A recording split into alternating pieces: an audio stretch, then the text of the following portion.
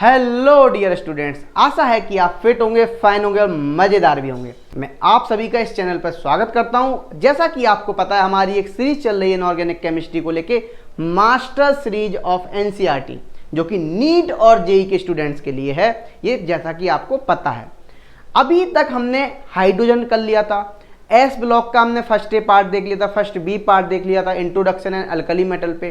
तो आज का जो वीडियो होगा हमारा, वो हमारा second group element alkaline earth metal, यानी सेकेंड ग्रुप एलिमेंट पे हमारा आज का वीडियो है। तो जल्दी से आप अपनी एनसीईआरटी उठा लो और हमारे साथ आ जाओ, क्योंकि हम और आप आज मिलके फोड़ेंगे इस टॉपिक को पूरा लाइन वाइज नाइट एनसीईआरटी के। जब भी आप क्वेश्चंस को सॉल्व कर रहे हो हमारे साथ, तो आप पहले वीडियो को पॉज कर दें, आप खुद से क्वेश्चंस को सॉल्व करें। जब आपसे क्वेश्चंस ना आए, ना हो सॉल्व, फिर उसके बाद आप वीडियो क्या करें, पॉज को ओपन करें। इस तरीके से आपको पढ़ते चलना है। चलो, हम आपका वक्त जाया ना करते हुए चलते हैं अपन क्वेश्चंस की तरफ। तो आप गूगल पे आएंगे, गूगल पर आने के बाद आप सिंपल सा ekites.in पे जाएंगे। मैंने खोल रखा था इसलिए आप सीधे डायरेक्ट आ गया हूँ।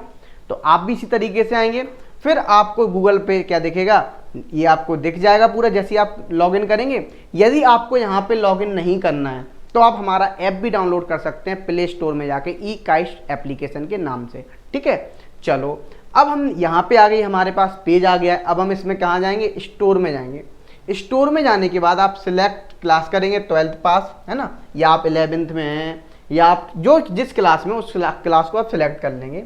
फिर आप सिंपल अपना पार्ट सिलेक्ट कर लेंगे। ठीक है, जो भी आपको इनऑर्गेनिक केमिस्ट्री चल रहा है, तो आप इनऑर्गेनिक केमिस्ट्री को सिलेक्ट कर लेंगे। ठीक है, अब क्या होगा, यहाँ पे आपको इस तरीके से मिल जाएगा। फिर देखो यहाँ पे आपको मिलेगा इनऑर्गेनिक केमिस्ट्री, है ना। फिर हमने इस पर क्लिक किया। इसको क्लिक करने के बाद हमें क्या देखना है, सिंपल हमें यहाँ पे एस ब्लॉक एलिमेंट देखना है, 2C पार्ट। तो देखो एस ब्लॉक एलिमेंट मिल गया हमें 2C पार्ट। ठीक है, तो हम यहाँ पे अटेम्प्ट पे जाएंगे। अटेम्प्ट पे जाने के बाद हम इस पर क्लिक करेंगे। इस पर क्लिक करने के बाद हमें 27 क्वेश्चन है यहाँ पे, हमें पता लग गया है। अब हम अटेम्प्ट पे क्लिक कर देंगे। तो देखो पहला क्वेश्चन निकल के आ गया है। तो पहला क्वेश्चन लिखा हुआ है, यदि आप देखेंगे यहाँ पे क्या लिखा हुआ है, the atomic size of atoms in A group with atomic number. तो देखो उसने बोला एटॉमिक साइज ग्रुप में क्या होता है। तो देखो आपको भी पता है, ग्रुप में जब आप आते हो तो टॉप टू बॉटम, यदि आपको पता है टॉप टू बॉटम आते हो तो साइज क्या होता है, इंक्रीज होता है। साइज इंक्रीज क्यों होता है, क्योंकि नंबर ऑफ सेल्स इंक्रीज करती हैं, है ना। जब नंबर ऑफ सेल्स इंक्रीज करेंगी तो साइज भी इंक्रीज करेगा। ठीक है, तो आप इस तरीके से बता सकते हैं। तो यहाँ पे क्या हो जाएगा, सिंपल आपका आंसर हो जाएगा बी ऑप्शन हो जाएगा। आप इसको चेक करेंगे, आपको यहाँ पे आंसर बिल्कुल करेक्ट मिल जाएगा। अब हम चलते हैं इसके बाद नेक्स्ट क्वेश्चन पे। अगला क्वेश्चन हमारा लिखा हुआ है, ये देखो यहाँ पे लिखा हुआ है अगला क्वेश्चन, क्या सिलेक्ट द करेक्ट स्टेटमेंट। ठीक है, पढ़ते हैं। पहला लिखा हुआ है second ionization enthalpy of sodium is higher than magnesium. फिर दूसरा लिखा हुआ second ionization enthalpy of magnesium is higher than sodium. ठीक है, तीसरा लिखा हुआ second ionization energy of both Na and magnesium are almost same. और चौथा लिखा हुआ all above statement are correct. तो देखो बच्चा, इस टाइप से आपको ऑप्शन लिखे हुए हैं। आपको जब क्वेश्चन सॉल्व करना है तो सबसे पहले तो हमें पता होना चाहिए आयनाइजेशन एनर्जी क्या होती है। तो आपको पता है आयनाइजेशन एनर्जी सिंपल उसे बोलते हैं, जब हम एक आउटर मोस्ट सेल से एक इलेक्ट्रॉन को निकालने में जो एनर्जी की रिक्वायरमेंट होती है, उसे क्या बोलते हैं, हम आयनाइजेशन एनर्जी बोलते हैं। अब आपको एक बात तो पता है, जैसे मान लो हमें यहाँ पे बोला जा रहा है कि किसकी ज़्यादा होगी। ठीक है ना, जैसे मान लो सोडियम है, सोडियम का जो इलेक्ट्रॉनिक कॉन्फ़िगरेशन होता है वो 1s2 2s2 और क्या होता है 2p6 3s1 होता है। यही हो गया। अब आपको पता है यहाँ पे 3s1 हो गया सिंपल। ठीक है, अब मान लो एक इलेक्ट्रॉन का इसने लॉस कर दिया। जब एक इलेक्ट्रॉन का लॉस कर देगा, मतलब एक हमने आयनाइजेशन एनर्जी दे दी, फर्स्ट आयनाइजेशन एनर्जी, तो Na प्लस बन गया, मतलब Na से Na प्लस बना। ठीक है, Na प्लस बना। अब इसका जो इलेक्ट्रॉनिक कॉन्फ़िगरेशन होगा तो वो क्या हो जाएगा, 1s2 2s2 2p6। तो देखो ये फुलफिल्ड हो गया। फुलफिल्ड हो गया मतलब क्या हो गया, ज़्यादा स्टेबल हो गया। अब आप इससे Na प्लस से Na+2 नहीं बना सकते। ठीक है, एनर्जी हमें क्या देनी पड़ेगी, बहुत ज़्यादा देनी पड़ेगी। तो सेकंड फर्स्ट आयनाइजेशन एनर्जी तो देखो क्या है, ठीक है, सेकंड आयनाइजेशन एनर्जी क्या होगी, बहुत ज़्यादा होगी। किसकी, सोडियम की। अब लेकिन मैग्नीशियम में क्या होगा, आप यदि मैग्नीशियम को लोगे तो वहां पे सेकेंड आयनाइजेशन एनर्जी क्या होगी, कम होगी, क्योंकि वो भी क्या नहीं होगा। देखो आप देखोगे जब Mg प्लस बनेगा, Mg से सिंपल देखना, Mg प्लस बना, Mg प्लस से Mg प्लस 2 बना, यदि आप देखोगे तो ये इसी में आएगा। ये फर्स्ट आयनाइजेशन एनर्जी हो गया, ये आपका सेकेंड आयनाइजेशन एनर्जी हो गया। तो यहाँ पे क्या हो जाएगा, यहाँ पे हो जाएगा सिंपल, ये हो गया देखो इस तरीके से 1s2 2s2 2p6 3s1। ठीक है, अभी भी देखो 2p6 3s1, तो सिंपल एनर्जी दे सकते हो आप आराम से, है ना। एनर्जी दोगे, सेकेंड आयनाइजेशन एनर्जी कम लगेगी, किसके कंपेरिजन में, इसके कंपेरिजन, क्योंकि ये फुल फिल्ड है, ये कंप्लीटली फिल्ड नहीं है, अभी भी एक इलेक्ट्रॉन का लॉस कर सकता है। तो आप देख सकते हैं यहाँ पे।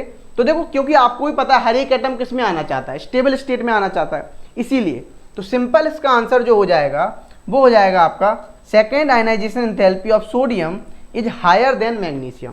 तो इसको हम चेक करते हैं, बिल्कुल सही आंसर है। ठीक है, अब हम चलते हैं नेक्स्ट क्वेश्चन पे। अगला क्वेश्चन क्या बोलते हैं, तो देखो क्या लिखा होगा, beryllium and magnesium do not import colour of to the flame as. तो देखते हैं यहाँ पे, तो देखिए आप इसका आंसर ही देखना चाहते हो तो पेज नंबर 300 पे आएंगे, वहाँ पे आपको सिंपल आंसर मिल जाएगा, beryllium and magnesium are too strongly bound to get excited by flame.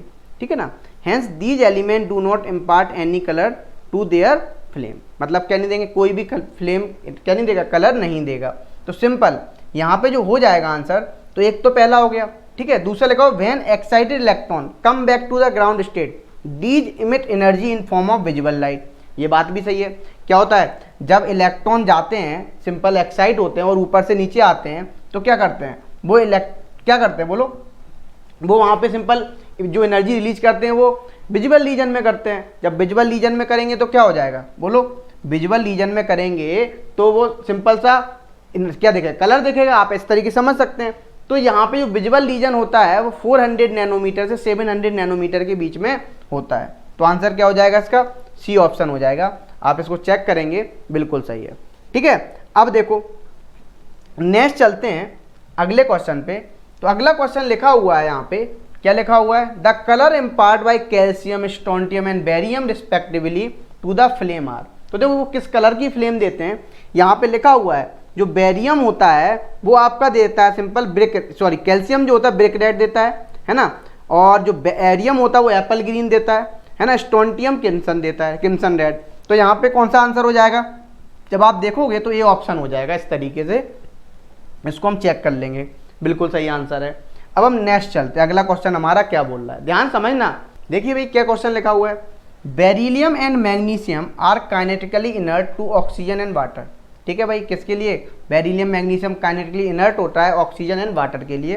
क्यों होता है, देखो ऑप्शन लिखा हुआ है, these have comparatively high ionization energy, they have inert layer of oxide on its surface। देखो सिंपल क्या बना लेते हैं, ये देखा जाए तो ये अपनी सरफेस पे, जो इनकी सरफेस होती है वो उस सरफेस पे क्या बना लेते हैं, सिंपल ऑक्साइड की लेयर बना लेते हैं। क्या बना लेते हैं, ऑक्साइड की लेयर। जैसे मान लो आपकी कोई भी मैग्नीशियम है, मैग्नीशियम क्या करेगा, एक ऑक्साइड की लेयर बना लेगा अपनी सरफेस पे। ठीक है, मैग्नीशियम ऑक्साइड की इस तरीके से। तो अब क्या हो जाएगा, मेटल क्या हो जाएगा, सिंपल इनर्ट हो जाएगा, क्योंकि उसके ऊपर एक लेयर आ गई है, कवच आ गया, उसने कवच पहन लिया ना एक। तो देखो यहाँ पे सिंपल लिखा हुआ, अभी आप देख सकते हैं पेज नंबर 300 पे, beryllium and magnesium are kinetically inert to oxygen and water because of the formation of an oxide film on their surface. क्या बना लेता है वो ऑक्साइड फिल्म बना लेता है अपनी एक सरफेस पे। क्या होगा, सिंपल आपका आंसर बी हो गया है। तो आप चेक करेंगे, बिल्कुल सही आंसर है। ठीक है, अब देखो अब हम नेक्स्ट क्वेश्चन पे चलते हैं। अगला क्वेश्चन हमारा क्या बोल रहा है, अगला क्वेश्चन लिखा हुआ thermal decomposition of ammonium NH4 का होल ट्वाइस BF4 इज। तो देखो यदि आप इसका क्वेश्चन आंसर देखेंगे तो सिंपल लिखा हुआ है, देखो पेज नंबर 300 पे। ठीक है, थर्मल डिकम्पोजिशन लिखा हुआ है और ये क्या बनाता है, ये सिंपल आपका BF2 बनाता है। क्या बनाता है, प्रिपरेशन फॉर BF2, वो भी बेस्ट रूट है, लिखा हुआ अभी यहाँ पे best route for the preparation of BF2, है ना। तो यहाँ पे आप देख सकते हैं, जब आप आएंगे तो लिखा हुआ है बेस्ट रूट ऑफ, नहीं भाई अमोनियम फ्लोराइड नहीं, best route of preparation of ammonia नहीं, तो best route for preparation of beryllium fluoride. तो देखो BF2 हो गया, आपने इसको चेक कर लिया इस तरीके से। अब आप देख सकते हैं। अब हम नेक्स्ट चलते हैं, अगला क्वेश्चन हमारा क्या बोल रहा है, लिखा हुआ है BH2 may be conveniently prepared by. कैसे बनाया जाएगा, देखो यदि आप देखेंगे इसकी रिएक्शन 300 पेज पे लिखा हुआ है BO plus carbon plus XZ, actually यहाँ पे क्लोरीन है, तो यहाँ पे जो बनता है वो ये बनता है आपका BeCl2। क्या बनता है भाई, BeCl2। जो BeX2 है वो सिंपल आपका क्या है, BeCl2 है। यही पूछ रहा था आपसे। और आप यहाँ भी देख सकते हैं simple BO plus carbon plus chlorine, और जो X2 है यहाँ पे ये क्या आपका क्लोरीन है। क्या है, सिंपल क्लोरीन। तो देख सकते हैं यहाँ पे जब आप लेंगे तो क्या BeCl2 plus CO carbon monoxide बनता है, तो इसका आंसर जो हो जाएगा वो बी हो जाएगा। इस तरीके से आंसर हो गया। तो देखो अब हम चेक करते हैं क्या बोल रहा है, तो बिल्कुल आंसर इसका क्या हो गया, बी आंसर सही हो गया। अब हम नेक्स्ट चलते हैं, अगला क्वेश्चन क्या बोल रहा है। अगला क्वेश्चन लिखा हुआ है which second group element hydride is form by this reaction. MCl2 ले लिया प्लस लिथियम एल्यूमिनियम हाइड्राइड ले लिया, gives MH2 plus LiCl plus AlCl3। ठीक है, ये लिखा हुआ है। तो यहाँ पे अब आप देखेंगे इसका आंसर, तो लिखा हुआ है, देखो क्या लिखा हुआ है, M पूछा है, M क्या है, तो BH2 या ये यहाँ पे पेज नंबर 300 पे आप देखेंगे BeCl2 plus LaH gives 2BeH2 plus LiCl plus AlCl3। तो यहाँ पे क्या पूछा, मेटल पूछ रहा है, तो मेटल क्या हो गई आपकी, सिंपल BeCl2 हो गई है ना। तो MCl2 की जगह क्या हो जाएगा, B, M की जगह B हो जाएगा, बेरिलियम हो जाएगा। आप इसको चेक करेंगे बिल्कुल सही आंसर आ जाएगा। इस तरीके से आप कर लेंगे। अब हम नेक्स्ट चलते हैं, अगला क्वेश्चन क्या लिखा हुआ है। देखो अगला क्वेश्चन आपका मैच द फॉलोइंग है, ठीक है ना। कॉलम ए दे दिया, कॉलम बी दे दिया। अब ध्यान से समझना, ये आपके पेज नंबर जब आप 300 पे यूजेस में आएंगे तब आपको वहां पे इसके आंसर्स मिल जाएंगे। तो जैसे कि पहला लिखा हुआ है, देखो यहाँ पे देखा जाए तो पहला लिखा हुआ है beryllium is used in the manufacture of copper beryllium alloy are used for preparation of high strength spring. मतलब यहाँ पे क्या है, कॉपर और बेरिलियम क्या बनाएगा, बोलो, हाई स्ट्रेंथ स्प्रिंग। मतलब ए का क्या हो जाएगा आपका, देख सकते हो 5th, ठीक है। अच्छा, बी मेटालिक बेरिलियम। अब देखो यहाँ पे लिखा हुआ है metallic beryllium is used for making windows of x ray tube. मतलब किसकी, एक्सरे ट्यूब्स की विंडोज बनाई जाती है। तो सिंपल आप देख सकते हैं यहाँ पे विंडो एक्सरे, मतलब क्या हो जाएगा, सिंपल बी का 4, ठीक है। फिर यहाँ पे लिखा हुआ है magnesium forms alloy aluminium zinc manganese and magnesium aluminium alloy being light in the mass are used in aircraft construction.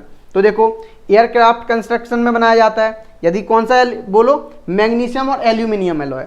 तो यहाँ पे जो मैग्नीशियम और एल्यूमिनियम एलॉय है ये सिंपल हो जाएगा एयरक्राफ्ट कंस्ट्रक्शन। तो डी का क्या हो गया, डी का हो जाएगा आपका सिंपल यहाँ पे बी, दूसरा वाला, ठीक है, ये हो गया। अब लिखा हुआ है मेटालिक बेरिलियम, मेटालिक बेरिलियम लिखा हुआ है और सिंपल लिखा हुआ है मिल्क ऑफ मैग्नीशियम। तो यहाँ पे आप देख सकते हो जो रेडियम सॉल्ट दिया हुआ है, ये जो सी वाला ये होता है रेडियोथेरेपी के लिए, तो सी वाला हो जाएगा 3rd से। और जो मिल्क ऑफ मैग्नीशियम दिया हुआ है ये हो जाएगा सिंपल एंटी एसिड से। एंटी एसिड सुने हो, है ना, MgOH का होल ट्वाइस, इसको मिल्क ऑफ मैग्नीशियम बोलते हैं या मिल्क ऑफ मैग्नीशिया भी बोलते हैं, है ना, Mg। ये पहले बहुत पहले यूज करते थे हम इसको एज एंट एसिड। तो यहाँ पे लिख सकते हो ई का, ये हो जाएगा पहला, ठीक है। अब बस आपको ऑप्शन देखना है यहाँ पे सिंपल। जब आप ऑप्शन देखेंगे तो ऑप्शन कौन सा निकल के आएगा, ऑप्शन ए निकल के आ जाएगा आपका। और आप क्या करेंगे, चेक करेंगे, तो बिल्कुल आंसर सही है। अब हम चलते हैं नेक्स्ट क्वेश्चन पे। अगला क्वेश्चन हमारा क्या बोल रहा है, तो देखो अगला क्वेश्चन आया है, ये लिखा हुआ है द एम्फोटेरिक ऑक्साइड। तो देखो एम्फोटेरिक ऑक्साइड किसे बोलते हैं, हम एम्फोटेरिक ऑक्साइड उसे बोलते हैं, एम्फोटेरिक ऑक्साइड हम उसे बोलते हैं जो एसिडिक और बेसिक दोनों की तरह बिहेव करे। या हम ऐसा भी बोल सकते हैं सिंपल, जो एसिड और बेस के साथ दोनों से रिएक्ट करेगा उसे हम क्या बोलते हैं, एम्फोटेरिक ऑक्साइड बोलते हैं। तो वो जो होता है वो बेरिलियम ऑक्साइड होता है। क्या होता है, बेरिलियम ऑक्साइड। इसमें पूरा देखा, ये तो सारे बेसिक होते हैं, लेकिन बेरिलियम ऑक्साइड क्या नहीं होता, बेसिक नहीं होता, ये होता है एम्फोटेरिक नेचर का। तो ये हो जाएगा आपका करेक्ट ऑप्शन ए। अब देखो नेक्स्ट चलते हैं, अगला क्वेश्चन क्या बोल रहा है। अगला क्वेश्चन लिखा हुआ है, देखो आप यहाँ भी पढ़ सकते हो, बेरिलियम ऑक्साइड वाला यदि आपको पढ़ना हो तो आप यहाँ पे देख सकते हो, ऑक्साइड एंड हाइड्रोक्साइड में आएंगे तो BO इज एम्फोटेरिक लिखा होगा, आप यहाँ भी देख सकते हो पेज नंबर 301 पे। अब देखो नेक्स्ट क्वेश्चन है, वो लिखा हुआ है simple, which one of the following can not show coordination number greater than 4। तो देखो ग्रेटर देन 4 कोऑर्डिनेशन नंबर कौन शो नहीं करता है, तो वो है आपका बेरिलियम। बेरिलियम कभी भी क्या नहीं करेगा, 4 से ज़्यादा कोऑर्डिनेशन नंबर को शो नहीं करेगा। आप BeCl2 का आप स्ट्रक्चर देखते हो कितना होता है 4, उसमें भी यदि आप देखोगे तो 4 क्लोरीन घेरे रहते हैं। इस तरीके से आप स्ट्रक्चर देख सकते हो, है ना, इससे ज़्यादा नहीं हो सकता है। तो देखो आई होप आपको क्लियर हो गया होगा। अब हम चलते हैं नेक्स्ट, ठीक है ना। तो अगला क्वेश्चन क्या बोल रहा है, which one of the following is not basic. देखो नॉट बेसिक बोले तो अब यहाँ पे हम बेसिक की बात करें, यदि बेसिक की बात करें, मैग्नीशियम ऑक्साइड भी बेसिक है, कैल्शियम ऑक्साइड भी बेसिक है, बेरियम ऑक्साइड भी बेसिक है। सिर्फ कौन सा नहीं है, बेरिलियम ऑक्साइड आपका बेसिक नेचर का नहीं है, क्योंकि वो एम्फोटेरिक ऑक्साइड, कैसा एम्फोटेरिक है, वो एसिडिक और बेसिक दोनों प्रॉपर्टी रखता है। बोलता नहीं भाई हम किसी से पंगा नहीं लेंगे, हम acidic as well as basic की तरह ही रहेंगे। तो यहाँ पे सिंपल आप आंसर लगाएंगे BeO और चेक करेंगे, बिल्कुल सही आंसर आ जाएगा। अब देखो नेक्स्ट क्वेश्चन पे चलते हैं। अगला क्वेश्चन क्या बोल रहा है हमारा, BeCl2 हैज। तो देखो BeCl2 हैज क्या है, लिखा हुआ है chain structure in the solid state, in vapour phase it exist chloro bridge dimer, ठीक है, at high temperature dimer decompose into the linear monomer, and fourth one है ऑल एबव आर करेक्ट। तो देखो यदि आप यहाँ पे आंसर देखेंगे तो लिखा हुआ है simple, in vapour phase BeCl2 tends to form chloro bridge dimer, मतलब chlorine, which dissociate into linear monomer at high temperature, और जो डिसोसिएट होता है एट हाई टेम्परेचर पे लीनियर मोनोमर में। तो सिंपल इसका क्या आंसर हो जाएगा, ऑल आर करेक्ट हो जाएगा। तो हम चेक करेंगे, बिल्कुल सही आंसर है। तो इस तरीके से आपसे क्वेश्चन बनते हैं, ठीक है। अब हम नेक्स्ट चलते हैं, अगला क्वेश्चन। देखो आप लोग एक बात ध्यान रखना, आप यदि NCERT को पढ़ोगे तो आपको बेनिफिट जरूर मिलेगा, और नहीं पढ़ोगे तो बेनिफिट नहीं मिलेगा, सिंपल सी बात है। तो इसी तरीके से देख लो कितने आसान क्वेश्चंस बनते हैं, बस NCERT से ही उठाए हैं, हमने तो कहीं से लिए नहीं है, सिंपल NCERT भगवत गीता है। मैं सीधा साफ बोलता हूँ हमेशा ये बात, जो सिलेक्शन होता है आप लोगों का, जो सिलेक्शन होगा वो डायरेक्ट किस पे, डायरेक्टली प्रोपोर्शनल होता है। सिलेक्शन जो होता है is directly proportional to the revision, ठीक है ना, और इनवर्सली प्रोपोर्शनल होता है नंबर ऑफ सोर्सेस पे। जितनी बार आप रिवीजन कर लेंगे उतनी अच्छा क्या होगा, रिजल्ट होगा। हर टीचर बोलता है भाई NCERT पढ़ो, NCERT पढ़ो, लेकिन NCERT जो बच्चा जितनी ज़्यादा बार पढ़ेगा उसी का सिलेक्शन है, सिंपल सी बात है। तो जितनी ज़्यादा बार पढ़ सकते हो उतनी ज़्यादा बार पढ़ो। तो आई होप मेरी बात आपको क्लियर हो रही होगी। चलो हम क्वेश्चन देखते हैं, आगे बढ़ते हैं। आई होप आप तो समझदार हैं। तो देखो अगला क्वेश्चन लिखा हुआ है, the hydrated halide of second group element gets dehydrated on heating, but some of them on heating suffer hydrolysis, these are halides of. तो देखो आपको इसका आंसर चाहिए, तो पेज नंबर 301 पे आएंगे, आपको डायरेक्ट आंसर लिखा है हैलाइड्स में जाओ आप, और हैलाइड्स में आपको मिलेगा जो बेरिलियम और मैग्नीशियम होता है। क्या होता है, जो बेरिलियम और मैग्नीशियम होता है वो सिंपल उसको आप हीट करोगे तो वो क्या करे, सफ़र करेगा, है ना। Beryllium and magnesium on heating suffer hydrolysis. तो क्या हो जाएगा इसका आंसर, डायरेक्ट इसका आप टिक कर सकते हो, कौन सा, बी ऑप्शन। तो देखो चेक कर लेते हैं, बिल्कुल सही आंसर है। अब हम नेक्स्ट क्वेश्चन पे चलते हैं। अगला क्वेश्चन हमारा क्या बोल रहा है, अगला क्वेश्चन लिखा हुआ है यहाँ पे simple, carbonates of second group element decompose on heating, but one of them is unstable and kept only in atmosphere of CO2 it is. देखो वो होता है आपका सिंपल बेरिलियम कार्बोनेट, ठीक है ना, BeCO3, कौन सा, BeCO3, इस बात को ध्यान रखना, ठीक है। लिखा हुआ अभी आप देख सकते हो यहाँ पे कार्बोनेट्स, जब आप पेज नंबर 301 पे आओगे तो लिखा हुआ है beryllium carbonate is unstable and can be kept only in the atmosphere of CO2, ठीक है, आप यहाँ भी देख सकते हो। अब देखो तो यहाँ पे जो आंसर हो जाएगा बेरिलियम कार्बोनेट हो जाएगा आंसर। हम इसको चेक करते हैं, बिल्कुल सही आंसर है। अब हम चलते हैं नेक्स्ट क्वेश्चन पे। हमारा अगला क्वेश्चन क्या बोला है इसको भी हम देख लेते हैं। पहले ये बताओ मुझे, यहाँ तक किसी को कोई डाउट तो आ नहीं रहा है, आप इसी तरीके से पढ़ते जाओ पढ़ो, कोई भी दिक्कत लगे, प्रॉब्लम लगे तो आप हमें कमेंट सेक्शन में बता दिया करो, और लाइक तो जरूर कर दिया करो, और बच्चों को शेयर भी कर दिया करो ज़्यादा से ज़्यादा। ये एक अलग ही टाइप की सीरीज है जो JEE और नीट के बच्चों के सपनों के लिए बिल्कुल साकार कर देगी। यदि इनऑर्गेनिक केमिस्ट्री जो फोड़ के आ गया वो साकार कर देगी, इस बात को ध्यान रखो। अब देखो यहाँ पे लिखा हुआ है beryllium sulphate and magnesium sulphate are readily soluble in water. लिखा हुआ है पहले these have high hydration enthalpy, फिर लिखा हुआ है these have low lattice enthalpy, their hydration enthalpy is higher than lattice enthalpy. ठीक है, फिर लिखा हुआ है the lattice enthalpy is higher than hydration enthalpy.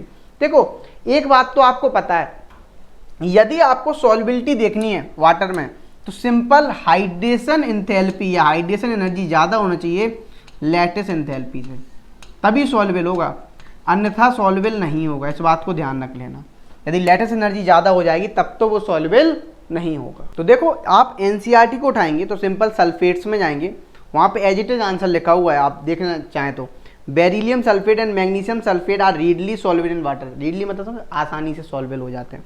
ठीक है, the solubility decreases from CaSO4 to BaSO4 the greater hydration enthalpies of beryllium 2+। तो क्या होती है इसमें, बेरिलियम 2+ की जो क्या होती है ज़्यादा हाइड्रेशन एनर्जी होती है। तो यहाँ पे जो आंसर हो जाएगा वो सिंपल आपका सी ऑप्शन हो जाएगा। आप इसको चेक करेंगे बिल्कुल सही आंसर आएगा। नेक्स्ट चलते हैं, अगला क्वेश्चन क्या बोल रहा है।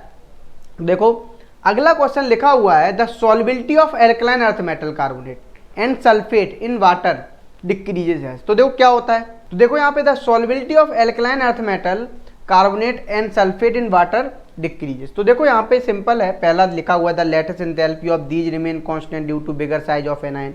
ठीक है, hydration enthalpy decreases due to increase of size of cation. तीसरा लिखा हुआ है hydration enthalpy decreases more than of lattice enthalpy. जो सिंपल सी बात है, यदि लैटिस एंथैल्पी ज़्यादा होगी तो आपका वो तो सॉल्युबल नहीं होगा, आसानी से सॉल्युबल नहीं होगा। तो देखो आंसर जो होगा यहाँ पे सिंपल क्या हो जाएगा, डिक्रीज कर रही है, उससे ज़्यादा क्या लैटिस एंथैल्पी है, तो आपका सी ऑप्शन हो जाएगा, बिल्कुल सही आंसर है। अब हम नेक्स्ट चलते हैं, अगला क्या बोल रहा है, लिखा हुआ है the solubility of alkaline earth metal hydroxide in water increases down the group. देखो ये बोल रहा है सिंपल, जब आप ऊपर से नीचे आते हो मेटल हाइड्रोक्साइड इन वाटर में, है ना, मेटल हाइड्रोक्साइड को आप वाटर में डिजोल्व करते हो तो इंक्रीज करता है डाउन द ग्रुप। ऐसा क्यों होता है, तो लिखा हुआ है decrease in lattice enthalpy it's much more than decrease in hydration enthalpy. तो यहाँ पे जो आंसर होगा वो आपका हो जाएगा सिंपल कौन सा, बी ऑप्शन हो जाएगा। ठीक है, अब हम चलते हैं नेक्स्ट क्वेश्चन पे। अगला क्वेश्चन हमारा क्या बोल रहा है, ध्यान समझना। लिखा हुआ है compound of beryllium are largely covalent and get easily hydrolyse. तो देखो जो कंपाउंड ऑफ बेरिलियम होते हैं वो आपके क्या है, सिंपल बोलो, लार्जली कोवेलेंट बनाता है और गेट इजिली हाइड्रोलाइज। क्यों, देखो इट हैज स्मॉल साइज, बिल्कुल सही बात है, स्मॉल साइज होता है, और it has highest ionization enthalpy in second group, ये बात भी सही है। तो इसका जो आंसर होगा बोथ ए एंड बी हो जाएगा। क्या हो जाएगा, बोथ ए एंड बी। ठीक है, दोनों ही बातें सही है। अब हम नेक्स्ट क्वेश्चन पे चलते हैं, अगला क्वेश्चन क्या बोल रहा है इसको देख। लिखा हुआ है अगला क्वेश्चन, देखो यहाँ पे क्विक लाइमेज, क्विक लाइम किसे बोलेंगे, जो कैल्शियम ऑक्साइड होता है उसे क्या बोलते हैं, क्विक लाइम बोलते हैं। तो सिंपल कौन सा हो जाएगा, बोलो, सी ऑप्शन हो जाएगा। ये तो डायरेक्ट ही क्वेश्चन है भाई, 10th लेवल का क्वेश्चन है, कुछ पूछा ही नहीं गया है, तो यहाँ पे हमने नेक्स्ट कर दिया। अब देखो यहाँ पे सिंपल नेक्स्ट लिखा हुआ है the addition of limited amount of water breaks the lumps of lime. ठीक है, दिस प्रोसेस इज कॉल्ड, इसको बोलते हैं हम स्लैकिंग ऑफ लाइम। क्या बोलते हैं, स्लैकिंग ऑफ लाइम। और आपको आंसर देखना है तो पेज नंबर 303 पे आप देख सकते हैं, यहाँ पे the addition of limited amount of water breaks the lumps of lime, this process is called slaking of lime. तो क्या होगा, स्लैकिंग ऑफ लाइम। तो यहाँ पे सिंपल ए हो जाएगा। आई होप आपको ये बात भी क्लियर हो गई होगी। अब देखो नेक्स्ट चलते हैं, अगला क्वेश्चन क्या बोल रहा है। लिखा हुआ है यहाँ पे next question, one of the constituent of bleaching powder which is formed by breaking of Cl2 on by reaction of Cl2 on calcium hydroxide. देखो बेटा ये बहुत ही आसान क्वेश्चन है, क्लास 10th का क्वेश्चन है, यदि आप देखोगे, और एनसीईआरटी में तो डायरेक्टली लिखा हुआ है। आप जब कैल्शियम हाइड्रोक्साइड, इसी को हम बोलते हैं simple slaked lime, slaked lime, देखो यहाँ पे सिलेक्ट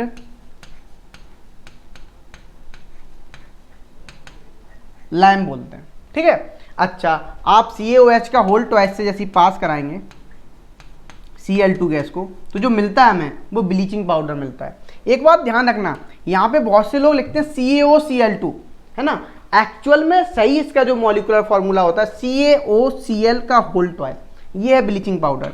इस बात को ध्यान रखना, आप एनसीईआरटी में भी देख सकते हैं पेज नंबर 303 पे, है ना, ये लिखा हुआ CaOCl का होल ट्वाइस, ये होता है ब्लीचिंग पाउडर। तो आप यहाँ पे क्लिक करेंगे और आंसर चेक करेंगे, बिल्कुल सही आंसर है। अब देखो नेक्स्ट क्वेश्चन पे चलते हैं। अगला क्वेश्चन हमारा क्या बोल रहा है, अगला क्वेश्चन लिखा हुआ है, यदि आप ध्यान देंगे क्या लिखा, plaster of Paris is obtain when gypsum is heated. देखो प्लास्टर ऑफ पेरिस कब मिलता है, आपको भी बता दें हम सिंपल, यदि आप जिप्सम का फॉर्मूला क्या होता है CaSO4.2H2O, इसको आप हीट करते हैं 393 केल्विन पे, तो क्या होता है 3/2H2O निकल जाते हैं।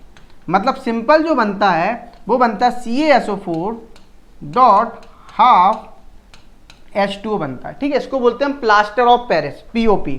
तो ये क्या हो जाएगा इसका आंसर, सिंपल ये हो जाएगा। आप देख सकते हैं एनसीईआरटी में भी यहाँ पे आंसर लिखा हुआ है 303 पेज पे प्लास्टर ऑफ पेरिस पे, तो आप इसको चेक करेंगे, बिल्कुल सही आंसर है। अब हम चलते हैं नेक्स्ट क्वेश्चन पे। अगला क्वेश्चन हमारा क्या बोल रहा है, अगला क्वेश्चन लिखा हुआ है प्लास्टर ऑफ पेरिस इज, तो देखो जो प्लास्टर ऑफ पेरिस होता है इसको बोलते हैं हम सिंपल कैल्शियम सल्फेट हेमीहाइड्रेट। क्या बोलते हैं, कैल्शियम सल्फेट हेमीहाइड्रेट, ठीक है, इसको बोलते हैं। तो अब आप देख लो यहाँ पे लिखा हुआ भी है सिंपल प्लास्टर ऑफ पेरिस, क्या लिखा, हेमीहाइड्रेट ऑफ कैल्शियम सल्फेट। आप इस तरीके से भी लिखते हो या कैल्शियम सल्फेट ऑफ हेमीहाइड्रेट भी बोलते हो। तो यहाँ पे देख लो आप हेमीहाइड्रेट ऑफ कैल्शियम सल्फेट कहाँ लिखा हुआ है, देखो हेमीहाइड्रेट, डी ऑप्शन हो जाएगा। आप इसको चेक करेंगे, बिल्कुल सही आंसर आ जाएगा। इस तरीके से आप कर सकते हैं। अब देखो नेक्स्ट क्वेश्चन पे चलते हैं। अगला हमारा क्वेश्चन क्या पूछ रहा है, देखो अगला लिखा हुआ है डेड बर्न प्लास्टर इज। देखो डेड बर्न जो प्लास्टर होता है वो होता है सिंपल कैल्शियम सल्फेट CaSO4। आप देख सकते हैं यहाँ पे लिखा हुआ अभी आंसर, आप देखो CaSO4 is form, this is known as dead burn plaster. तो आंसर क्या हो जाएगा इसका जो आंसर होगा सिंपल कैल्शियम सल्फेट हो जाएगा। इसको आप चेक करेंगे, आपको पता लग जाएगा, बिल्कुल सही आंसर है, ठीक है। अब हम नेक्स्ट चलते हैं।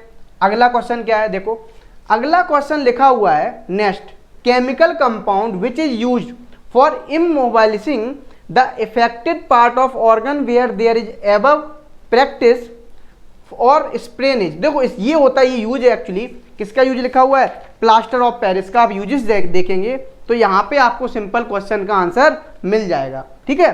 तो क्या हो जाएगा इसका, प्लास्टर ऑफ पेरिस CaSO4.12H2O। आप इसको चेक करेंगे, बिल्कुल सही आंसर निकल आएगा। अब हम देखो नेक्स्ट क्वेश्चन देखते हैं। अगला क्वेश्चन है क्वेश्चन नंबर 27, ये लास्ट क्वेश्चन है। अब देखो लिखा हुआ है CaO 50 to 60%। देखो आप जब ये पढ़ेंगे ना सीमेंट, वैसे क्वेश्चन तो अब नीट में नहीं आता सीमेंट से, है ना, लेकिन आप फिर भी यहाँ पे क्वेश्चन एक बना है तो उसको ध्यान रख लेना। तो calcium oxide 50 to 60%, SiO2 20 to 25%, Al2O3 5 to 10%, MgO 2 to 3%। It's so that, देखो ये मिक्सचर शो करेंगे, आपको भी पता है एक से ज़्यादा मिलकर कंपाउंड क्या बनाते हैं, मिक्सचर बनाते हैं। तो आंसर क्या हो जाएगा इसका, मिक्सचर हो जाएगा। आप चेक करेंगे, बिल्कुल सही आंसर हो जाएगा। ये लास्ट क्वेश्चन था। अब आपको क्या करना है, नेक्स्ट पे जाना है, सबमिट करना है। सबमिट ऑल के बाद आपको पता लग जाएगा कि आपकी क्या परफॉर्मेंस रही है।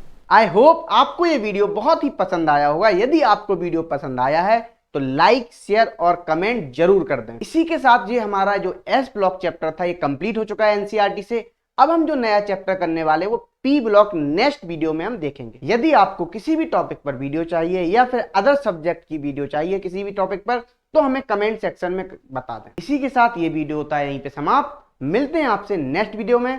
Thank you so much, all the best.